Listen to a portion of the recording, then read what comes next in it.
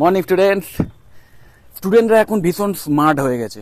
মানে কোনো কোর্স নিয়ে আলোচনা করলে, বিশেষ করে প্রফেশনাল ডিগ্রি কোর্স নিয়ে যখনই কোনো আলোচনা হয়, আমি দেখেছি তারপরই বেশ কিছু ফোন কল আসে যেখানে স্টুডেন্টরা ডাইরেক্ট জিজ্ঞেস করে যে স্যার এটা করলে কি চাকরি একদম বাঁধা, বা চাকরি যদি পেতেই হয় কি কি করতে হবে যার জন্য চাকরিটা পেতে পারি। এবং আজকের বিএসসি ইন মিডিয়া সায়েন্স নিয়ে আলোচনা করব, কারণ বিএসসি ইন মিডিয়া সায়েন্স এমন একটা কোর্স যে কোর্সটা করার পর কিন্তু অনেকগুলো ইন্ডাস্ট্রিতে চাকরি পাওয়ার সম্ভাবনা হতে পারে। মিডিয়ার ইন্ডাস্ট্রি ছাড়াও, মিডিয়া রিলেটেড ইন্ডাস্ট্রি ছাড়াও অন্যান্য ইন্ডাস্ট্রিতেও কিন্তু প্রচুর জবের সুযোগ আছে। তো সেইটা শুনে অনেক স্টুডেন্ট আমাকে এই কোশ্চেনটা করেছে যে এই কোর্সটা করলেই কি স্যার একদম চাকরি বাঁধা। প্রথমেই আমি তোমাদের একটা কথা বলে রাখি যে এমন পৃথিবীতে কোনো কোর্স নেই যে কোর্সটা কমপ্লিট করা মাত্রই অটোমেটিক্যালি তুমি চাকরি পেয়ে যাবে। পৃথিবীতে এমন কোনো কোর্স নেই। সো তোমাকে অবশ্যই প্রুভ করতে হবে, অবশ্যই তোমার মধ্যে সেই স্কিল থাকতে হবে। তো বিএসসি মিডিয়া সায়েন্স অ্যাকচুয়ালি এমন একটা কোর্স যে কোর্সের মধ্যে journalism, news anchoring, photography, videography, video editing, even digital marketing এবং এছাড়াও ভিএফএক্স বা অন্যান্য যে ভিডিও এডিটিংয়ের যে স্পেশাল এফেক্টের ব্যাপার স্যাপারগুলো, মানে বলতে গেলে একটা মিডিয়া রিলেটেড যতগুলো ইন্ডাস্ট্রি আছে সেই সমস্ত ইন্ডাস্ট্রিতে কাজ করতে গেলে যা যা কোয়ালিটির দরকার হয় সব কিছুই কিন্তু এর মধ্যে শেখানো হয়। ইভেন সিনেমাটোগ্রাফিও রয়েছে, মানে একটা মুভি তৈরি করতে গেলে যা যা কোয়ালিটির দরকার হয় বা যা যা স্কিল সেটের দরকার হয় সেইগুলোও কিন্তু এই কোর্সের মাধ্যমে শেখানো হয়। সব বুঝতেই পারছো, মিডিয়া রিলেটেড যতগুলো ইন্ডাস্ট্রি রয়েছে, টিভি চ্যানেল, তারপর ধরো রেডিও, এফএম রেডিও, বা ধরো ওটিটি প্ল্যাটফর্ম, সিনেমা ইন্ডাস্ট্রি এবং এই রিলেটেড যে ইন্ডাস্ট্রিগুলো মিডিয়া রিলেটেড, এটা ছাড়াও যেহেতু ডিজিটাল মার্কেটিংটাও এর মধ্যে ইনভলভড এবং এর মধ্যে যেহেতু মার্কেটিংটাও একটা বিশাল বড় একটা পার্ট, এবং সবচেয়ে বড় জার্নালিজম বা অ্যাঙ্করিংয়ের একটা ভীষণ ইম্পর্টেন্ট পার্ট যে মানুষের সাথে কীভাবে কথা বলতে হয়। তো কথা বলার টেকনিকটাও যেহেতু এখানে খুব ভালোভাবে শেখানো হয়, যে কারণে যে কোনো এমএনসিতে কিন্তু স্পোক পার্সন হিসেবে বা মিডিয়া পার্সন হিসেবেও কিন্তু এই কোর্স কমপ্লিট করা স্টুডেন্টদের একটা ভীষণ চাহিদা থাকে। মানে প্রচুর রিক্রুটমেন্ট কিন্তু হয় এই কোর্স কমপ্লিট করার পর। স্টুডেন্টরা কিন্তু মিডিয়া ইন্ডাস্ট্রি ছাড়া অন্যান্য এমএনসিতেও কিন্তু বেশ ভালো মানে ডেজিগনেশন নিয়ে কিন্তু চাকরির সুযোগ পেতে পারে। কিন্তু মাথায় রাখতে হবে একটাই, একটা কোর্স কমপ্লিট করছে প্রতি বছর ধরো হাজার হাজার স্টুডেন্ট, তাদের মধ্যে কয়েকশো স্টুডেন্ট হয়তো চাকরি পাবে। এবার সেই 100 জনের মধ্যে থাকতে গেলে যেটা করতে হবে, তোমাকে অবশ্যই বইয়ের যে পড়াশুনো সেটার বাইরে গিয়ে আরও এক্সট্রাভাবে তোমাকে নিজের স্কিল সেটটাকে ডেভেলপ করতে হবে। সেটা যে কলেজে পড়ছো সেই কলেজের ফ্যাকাল্টি যারা আছেন তাদের থেকে হেল্প নিতে পারো, তাদের থেকে টিপস নিতে পারো। এছাড়াও যে অনলাইন মাধ্যমগুলো রয়েছে বা ইন্টারনেট মাধ্যম রয়েছে তার মাধ্যম দিয়ে তুমি এক্সট্রা পড়াশুনো করতে পারো। ফ্রি টিউটোরিয়ালস যেগুলো আছে সেগুলোর মাধ্যমে অনেক কিছু এক্সট্রা নলেজ গ্যাদার করতে পারো। এবং শুধু নলেজ গ্যাদার করলে হবে না, সেগুলো প্র্যাকটিস করে নিজের স্কিল সেটটাকে বাড়াতে হবে।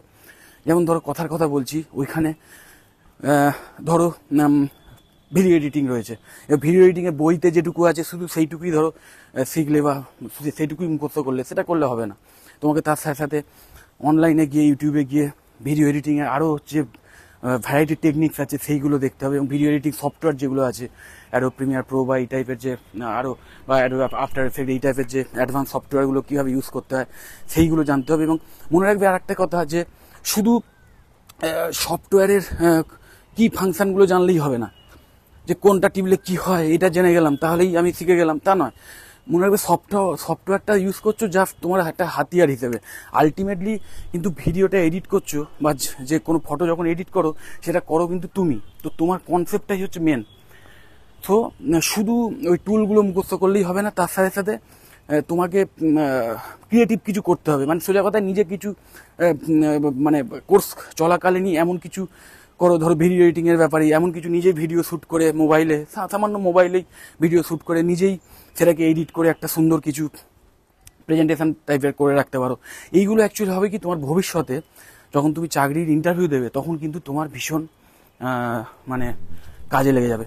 এবং আর একটা উদাহরণ দিই, যেমন ধরো কেউ নিউজ অ্যাঙ্করিং শিখতে চাইছো। নিউজ অ্যাঙ্করিং মানে বুঝতেই পারছো যে টিভির সামনে যেসব নিউজ রিপোর্টাররা রিপোর্টিং করে, যারা দুরকম থাকে। একজন স্টুডিওতে বসে কথা বলে যায় টানা, রিপোর্টিং করে, এবং আরেকজন থাকে যারা যিনি একদম স্পটে গিয়ে, যে স্পটে হচ্ছে সেই স্পটে গিয়ে রিপোর্টিং করে। তো দুদিকেই কিন্তু দুজনের কথা বলার টেকনিক, সেইভাবে কীভাবে কথা বলতে হয় সেইগুলো কিন্তু বইতে যেমন আছে সেখান থেকে যেমন তুমি শিখবে, বা টিচাররা যেরকম শেখাচ্ছেন সেখান থেকে যেমন তুমি শিখবে, ঠিক সেরকম টিভির মাধ্যমে, টিভিতে যে লাইভ রিপোর্টিং হয় সেটাও ফলো করবে, সেটাও দেখবে, তাদের কথা বলার টেকনিকগুলো দেখতে হবে। সেটাকে দেখে নিজে সেই আয়নার সামনে দাঁড়িয়ে হোক, বা নিজেই ক্যামেরার সামনে দাঁড়িয়ে মোবাইল সামনে রেখে ক্যামেরার সামনে সেটা রেকর্ডিং করে পরে দেখতে হবে যে হ্যাঁ আমি কতটা ভালো বলতে পারছি, এবং সেই ব্যাপারগুলো কম্পেয়ার করে কিন্তু আস্তে আস্তে তুমি নিজেকে ডেভেলপ করতে পারো। মানে এইগুলো জাস্ট আমি দুটো তোমাকে উদাহরণ দিলাম, যে শুধু বইতে যা আছে সেটা মুখস্থ করে নিলাম এবং পরীক্ষায় এটা ভালো রেজাল্ট করে দিলাম তাহলেই যে অটোমেটিক্যালি চাকরি পেয়ে যাব সেটা নয়। যেহেতু এটা totally skill oriented course, so এবং এর মধ্যে প্রচুর স্কিল একসাথে কিন্তু মানে শেখানো হয়, মানে সিলেবাসের মধ্যে আছে। তো কোনো ব্যক্তি যদি একাধিক স্কিল নিতে পারে তাহলে তো খুবই ভালো, কিন্তু কখনোই সমস্ত স্কিলের ওপর ফোকাস করতে যেও না। তুমি তোমার কোর্সের মধ্যেই 2-3টে বিষয় ফোকাস করো এবং সেইগুলোরকে নিয়ে এক্সট্রাভাবে ঘষা মাজা করে একদম নিজেকে সেইভাবে প্রিপারেশান নাও। মানে যেমন ধরো কথা বলছি, যদি তোমার ভবিষ্যতে ইচ্ছে থাকে যে আমি ভিডিও এডিটার হব, তাহলে শুধু যে তুমি মানে ভিডিওগ্রাফিটা শিখবে বা ভিডিও এডিটিংটা শিখবে তার নয়, তার সাথে সাথে ফটোগ্রাফি এবং ফটো এডিটিংয়ের ব্যাপারটাও শিখে নিতে হবে। কারণ এইগুলো শিখলে হবে কি, তোমার যে টোটাল প্যাকেজটা তোমার যখন আলটিমেটলি কাজ করতে যাবে তখন টোটাল প্যাকেজটাই কিন্তু তোমার আয়ত্তে চলে আসবে, মানে পুরো ব্যাপারটাই তোমার আয়ত্তে চলে আসবে। এবং তার সাথে সাথে ভিডিও এডিটিংয়ের মধ্যে সাউন্ড এডিটিংটাও ভীষণ ইম্পর্টেন্ট। তো সাউন্ডের ব্যাপারটা, সেটাও কিন্তু সাউন্ড কি করে ম্যানিপুলেট করতে হয় বা সাউন্ড নিয়ে কি করে মডিফিকেশান করতে হয় সেটা নিয়েও কিন্তু তোমাকে আলাদা করে মানে নেট ঘেঁটে হোক বা অন্য কোনো মাধ্যমে হোক তোমায় কিন্তু সেই বিষয়ে নলেজ নিয়ে নিতে হবে। এবং সেইগুলো শুধু নলেজ, ওই যেটা বললাম, শুধু নলেজ নিয়ে গেলেই হবে না, সেগুলো প্র্যাকটিস করতে হবে।